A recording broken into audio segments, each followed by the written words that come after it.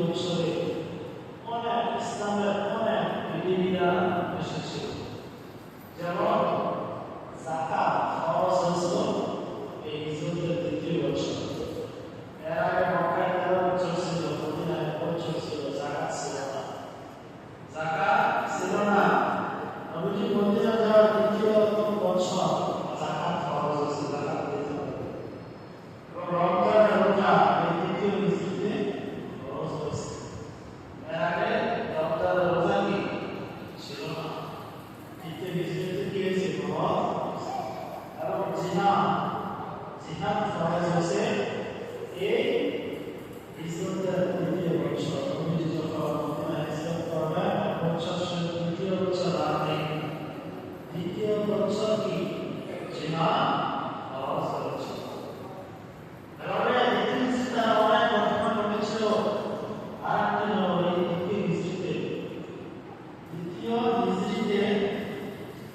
যে মুসলমানরা যা আগে যে কেবলা ছিল বাইতুল মুকাদ্দাস, জেরুজালেম, ফিলিস্তিনের মসজিদ, এই ফিলিস্তিনের দিকে নবীজি মক্কায় 13 বছর জায়গা ফিলিস্তিনের দিকে মসজিদ আকসায় নামাজ পড়ছে। মদিনায় যায় 1 বছর নামাজ পড়ছে ফিলিস্তিনের মসজিদ বাইতুল মুকাদ্দাসের দিকে।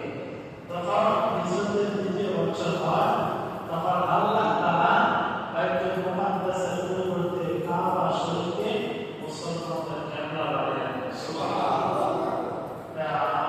আমাদের মুসলমানদের কিবলা কোন দিকে? পশ্চিম দিকে। মুসলমানদের কিবলা কোনটা? আমাদের কিবলা কোনটা?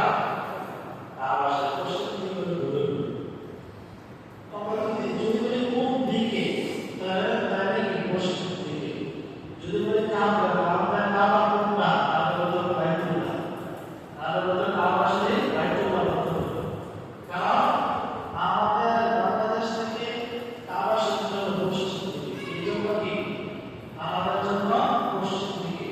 ঠিক তদ্রুপ কাবা শরীফ থেকে যারা উত্তরে আছে, যাদের যে দেশটা উত্তরে আছে, তাদের কেবলা আবার দক্ষিণ দিকে। তাদের কেবলা আবার কোন দিকে? দক্ষিণ দিকে। কাবা শরীফ থেকে যারা দক্ষিণে আছে, তাদের কেবলা আবার উত্তর দিকে। কাবা শরীফ থেকে যারা পশ্চিমে আছে, তাদের কেবলা আবার কোন দিকে? পূর্ব দিকে। কেবলা হলো বাইতুল্লাহ, কাবা যদি বলা হয় এই তোমাদের কেবলা কোনটা? কেবলা কোনটা? তাহলে বলতে হবে বাইতুল্লাহ, কাবা শরীফ। পশ্চিম দিক বলা যাবে না। যদি বলা হয় কোন দিকে, কোন সাইডে, কোন দিকে, তখন কি আমরা বলতে পারবো পশ্চিম দিকে। পশ্চিম দিকে অবস্থিত বাইতুল্লাহ, কাবা শরীফ, ওইটা বলা আমাদের কিবলা। আর ওই দিকে ফিরে নামাজ পড়া, ওই দিকে মুখ করে নামাজ পড়া ফরজ। কি ফরজ? ফরজ আর ওই দিকে ফিরে নামাজ পড়তে হবে। অন্যদিকে ফিরে যদি আমরা নামাজ পড়ি, নামাজ হবে না। অন্যদিকে ফিরে যদি নামাজ পড়ি, নামাজ কি হবে না? আপনাদের মধ্যে অনেকে আছে হয়তো না জানা বলে পশ্চিম দিকে হয়ে দাঁড়ায়, আমাদের একটু বেটার এদিকে ডানে বামে। অনেকে দেখি আমাদের মধ্যে আছে নামাজে দাঁড়ায়, তাহলে এদিকে এদিকে সার, এদিকে সার সাওয়া নামাজে দাঁড়াইছে সোজা, একদম সোজা কেবলা দিকে, পশ্চিম দিকে। কেবলা দিকে থাকতো না, আপনার ঘুরে ঘুরে আপনি বসছেন তার সামনে, আপনার নজর কোন দিকে থাকলে আপনি আগে বসে মনে আছে। যখন আমরা বসবো নামাজে, নজর কোন দিকে থাকবে? এই দিকে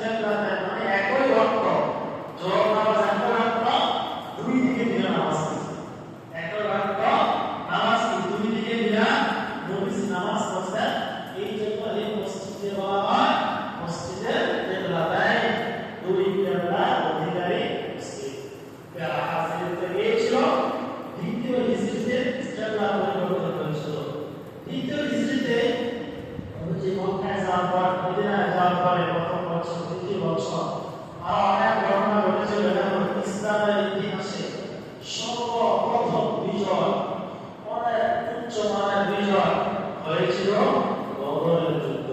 কিসের যুদ্ধ? বদরের যুদ্ধ হয়েছিল এই দ্বিতীয় হিজরিতে। ইসলামের ইতিহাসে সর্বপ্রথম জিহাদ হয়েছিল, যুদ্ধ হয়েছিল এই বদর।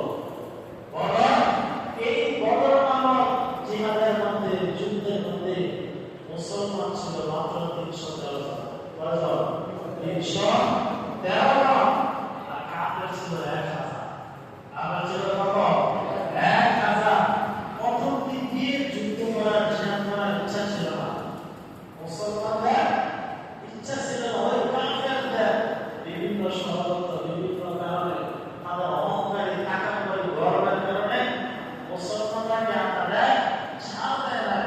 এই দ্বিতীয় হিজরিতে জিহাদের আয়াত নাযিল করেন আল্লাহ তাআলা, উদিনা লিল্লাযিনা ইউকাতালুনা বিআন্নাহুম যুলিমু, যে আল্লাহ তাআলা বলেন আমার নবী মক্কায় 13 বছর অনেক জুলুম নির্যাতন সহ্য করেছেন। আমরা আক্রমণ হুকুম আদেশ দেই নাই। আজকে থেকে জিহাদের আয়াত দিয়ে দিলাম, আজকে থেকে ওই কাফেররা যখন আপনাদের উপর হামলা করবে, আক্রমণ করবে, ষড়যন্ত্র করবে, বিভিন্ন দিক দিয়ে ইসলামকে ক্ষতিগ্রস্ত করতে চাইবে, আজকে থেকে আপনারা তাদের পাল্টা আক্রমণ করবেন। সুবহানাল্লাহ। এই হিজরতের দ্বিতীয় বছর রমজান মাসে এই বদরের যুদ্ধ হয়েছিল। কিভাবে হয়েছিল? অনেক বড় ঘটনা। যুদ্ধ তো শুধু একদিন বেঁচে দিতে হয়েছে না, কয়েকদিন আগে শুরু হয়েছে। 12 তারিখ নবীজি মদিনা থেকে বের হয়েছে, 12 রমজান বের হয়েছে, 17 রমজান যে বদরের প্রান্তর গিয়ে উপস্থিত হয়েছে। 17 তারিখ যে জিহাদ যুদ্ধ কি শুরু হয়েছে। তো রাসূল আরবি সাল্লাল্লাহু আলাইহি সাল্লাম কেন জিহাদ করলেন, কেন যুদ্ধের ময়দানে গেলেন? নবীজি দেখলেন যে একটা কথা বলে, আমি আরো বলছিলাম, আপনাদের মনে আছে কিনা, ওই সময় মক্কার মানুষ তারা ব্যবসা বাণিজ্য থেকে বেশিরভাগই তারা ব্যবসা করতে সিরিয়াসে। আমাদের নবীজি বলছিল, আমি আর বলছি, ব্যবসা করার জন্য তারা কি পুরুলিয়া যাইত, 1 মাস আগে যাইত সিরিয়াসে ব্যবসা করে, আবার 1 মাস পরে আবার আসতো। তো ওই সময় মক্কা সকল কাফেররা, বেশিরভাগ কাফেররা তারা একটা কাফেলা দিয়ে ব্যবসা বাণিজ্যের মালামাল দিয়ে আবু সুফিয়ানের নেতৃত্বে সিরিয়া পাঠাইছে। আবু সুফিয়ানের নেতৃত্বে সিরিয়া পাঠাইছে ব্যবসা করার জন্য। ব্যবসা বাণিজ্য করার পর অনেক মুনাফা অর্জন করার পরে এবং আরো অনেক সিরিয়া থেকে অনেক মালামাল দিয়ে আবার মক্কায় আসবে, তারা ওখানে আবার মালামাল বিক্রি করবে, দ্বিগুণ লাভ করবে। অনেক মক্কার বেশিরভাগ মানুষের অর্থ ছিল ওই ব্যবসার মধ্যে। ওই ব্যবসার মধ্যে ছিল আবু সুফিয়ানের নেতৃত্বে প্রায় 70টা উটের মতো মোটাই করে পাঠাইছে। যখন নবীজি শুনতে পাইল মদিনা থেকে আর ওই সিরিয়ায় যাইতে হয় ব্যবসা, মদিনার দিক দিয়ে, মদিনার কাছের দিক দিয়ে কি সিরিয়া যাইতে হয় ব্যবসা করার জন্য। তো মুসলমানেরা নবীজি ইসলাম মদিনা আছে, নবীজি শুনতে পাইলেন যে আবু সুফিয়ান সিরিয়া থেকে ব্যবসা করে অনেক মুনাফা অর্জন করে, সে এই মুনাফা নিয়ে মক্কার দিকে রওনা করছে। বিশ্বনাথের ব্যবসা কাফেলা অনেক কোট নিয়ে, অনেক মানুষ নিয়ে, অনেক লাভবান হয়ে যাইতেছে। আর আবু সুফিয়ান কাফেরদের ওই সময় তাদের নিয়ম করছিল যে এই বছর আপনার ব্যবসা করার পর আপনি যদি মুনাফা যে লাভ আসবে, এই লাভের একটা অংশ মুসলমানদের বিরুদ্ধে ষড়যন্ত্র করার ব্যাপারে এটাকে তারা খরচ করবে। তারা লাভ করবে, লাভ করে কি লাভের একটা অংশ কি মুসলমানদেরকে কিভাবে শেষ করা যায়, মদিনার মুসলমানদেরকে কিভাবে শেষ করা যায়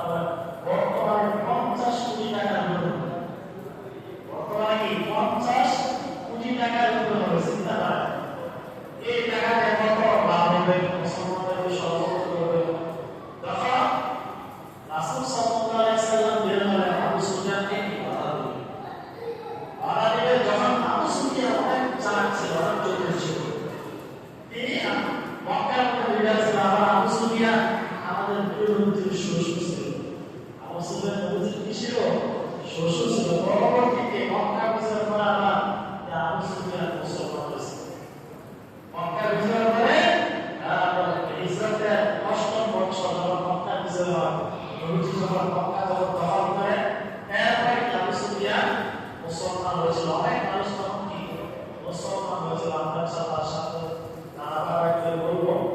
তো আবু সুফিয়ান অনেক চাঁদ ছিল, চতুর ছিল। আবু সুফিয়ান টের পেয়ে গেল যে রাস্তার মক্কা মদিনা আসার যে রাস্তা দিয়ে যাইবে, তো অনেক মানুষের হাঁটা বাড়াই গেছে, ও আর মুসলমানরা হামলা করবে। আবু সুফিয়ান কি করলো? সে কি করলো? অন্য রাস্তা দিয়ে, মদিনার রাস্তা দিয়ে আগে অন্য রাস্তা দিয়ে, সাগর পাড়ার রাস্তা দিয়ে আবু সুফিয়ান দিয়ে তার নেতৃত্বে মক্কার দিকে রওনা করে। আর আবু সুফিয়ান চিঠি লেখা ছিল, আবু সুফিয়ান চিঠি লেখা মক্কায় পাঠাইল দ্রুতগামী ঘোড়া দিয়ে, যে আবু জাহেলের কাছে, মক্কার যে লিডার আবু জাহেলের কাছে, যে মদিনার মুসলমানরা আমাদের উপর হামলা করতে পারে, তোমাদের মাল সম্পদ, ব্যবসা বাণিজ্যের মাল সম্পদ যিনি তোমরা হেফাজত করতে যাও, তোমরা দ্রুত করে সৈন্যবাহিনী নিয়ে আমাদেরকে রক্ষা করো। আবু সুফিয়ান সাথে সাথে দ্রুতগামী কি ওনাদের পাঠায়। ওই দিক দিয়ে আবু জাহেলের কাছে চিঠি পাওয়ার পরে আবু জাহেল মক্কা বড় বড় লিডারকে দিয়ে বললো, চলো সবাই বের হও, সবাই বের হও, মুহাম্মদ সাল্লাল্লাহু আলাইহি সাল্লাম আমাদের যে মাল সম্পদ, ব্যবসা বাণিজ্য এগুলোর উপর হামলা করতেছে, মুহাম্মদ সাল্লাল্লাহু আলাইহি সাল্লামকে প্রতিহত করতে হবে। শেষ পর্যায়ে আবু জাহেল এই 100 বাহিনী নিয়ে মদিনার দিকে রওনা করে। বদর নামক জায়গা, বদর একটা জায়গা না, কোনো ওলামায়ে বলেন বদর একটা কূপের নাম, একটা কূপ ছিল ওখানে। ওই কূপের নামে ওই এলাকার নাম হয়ে গেছে। যেটা বিভিন্ন নামে আমাদের এলাকার নামগুলো হয়েছে না, তো নাম হয়ে গেছে। এই জন্য ওই জায়গায় জিহাদ যুদ্ধ হয়েছে, বদর যুদ্ধ হয়েছে। এই জন্য এই জিহাদকে বলা হয় বদরের যুদ্ধ। ইনশাআল্লাহ আমরা সামনে সপ্তাহে আলোচনা করতে থাকবো। তো আজকে এই পর্যন্ত যে পর্যন্ত আলোচনা করা, বিশেষ করে শুরুতে যে নামাজের কথা বলা হলো, যে আমাদের চেহারা ক্যামেরার দিকে থাকে, এই বিষয়টি যেন আমরা নামাজের দিকে না থাকেন, আমরা খেয়াল রাখবো। কষ্ট করতে নামাজ পড়তে আসছি, যদি এই বিষয়টি থাকে